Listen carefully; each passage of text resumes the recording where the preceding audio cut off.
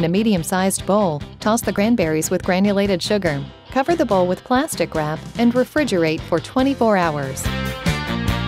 Pour the sweetened cranberries in the bowl of a food processor. Pulse a few times to coarsely chop. Transfer the chopped berries to a large bowl and set aside. Whipped cream gives this holiday salad its fluff. In a large mixing bowl, use an electric hand mixer to beat the heavy cream until stiff peaks form.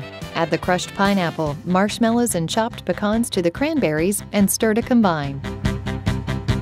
With a spatula, gently fold the whipped cream into the cranberry mixture. Mix just until combined to keep the whipped cream fluffy. Refrigerate until chilled. Serve with a big spoon.